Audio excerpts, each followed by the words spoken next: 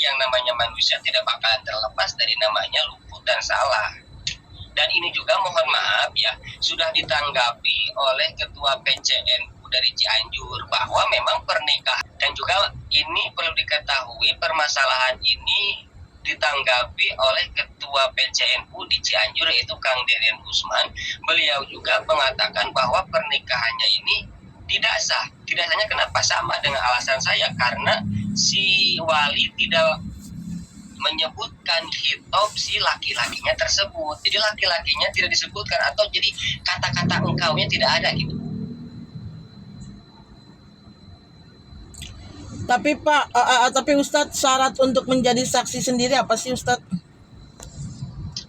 Untuk masalah saksi, ya sebenarnya sih kalau yang masyhur itu yang kemarin saya sudah bahas tentang terkait syarat-syarat saksi itu ya, yaitu harus tidak boleh melakukan kemaksiatan yang besar dan juga tidak boleh melakukan maksiat-maksiat yang kecil yang terus-terusan, dan masih ada lagi saksi yang lain. Namun di dalam pernikahan memang boleh juga orang yang fasik dijadikan sebagai saksi. Namun alangkah baiknya untuk lebih kehati-hatian, ihtiyat, seperti halnya kejadian seperti ini kan. Kalau andaikan saja kalau misalkan yang saksinya itu adalah orang yang paham terhadap syariat, pasti menegur gitu. Jadi saya tujuannya kemarin ada menyinggung ke saksi itu ya karena memang agar terjadinya permasalahan, misalkan andaikan di dalam pernikahannya ada masalah dalam ijab kabulnya, bisa diingatkan oleh si saksi gitu. Tapi kan Ustadz, kalau di sini kalau memang artinya memang dianggap tidak sah, apakah dari pihak KUA sendiri yang menikahkan itu harusnya memberitahu atau gimana Ustadz? Ya harusnya yang terkaitan KUA, yang lebih bertanggung jawab KUA. KUA yang bertanggung jawab semuanya untuk mensahkan saksi itu hanya melihat akadnya lalu dia memberikan mungkin saja ya sah katanya seperti itu palingnya. Tapi tetap yang menentukan kesahan atau tidaknya itu dari pihak KUA.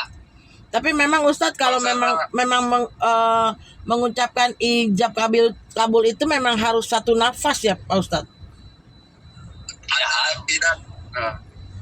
Kalau masalah nafasnya tidak harus satu nafas. Yang kemarin saya contohkan bikoti tanafus itu maksudnya adalah kalau dia hanya mengambil nafas atau bersin atau menelan ludah itu tidak jadi masalah, termasuknya jeda yang sebentar. Jadi bukan jeda yang towil, bukan yang lama gitu. Jadi tidak harus satu nafas. Nanti gimana kalau misalkan orang yang gagap atau orang yang tidak bisa bicara, kan seperti itu. Oke. Namun karena memang kebiasaan di masyarakat itu ya, biasanya ketika beres ijab itu langsung dikabul, langsung diterima, tidak ada jeda dulu gitu. Ada masyarakat yang lain juga agar di dalam akad pernikahan itu agar lebih hati-hati, jangan sampai menyepelekan, karena akad pernikahan itu adalah penentu sebuah ibadah kita. Contoh gini, ketika Anda membangun rumah, apakah langsung ke atap atau pondasi dulu? Pondasi dong. Pondasi dulu. Kalau langsung ke atap, kira-kira rusak nggak? Rusak.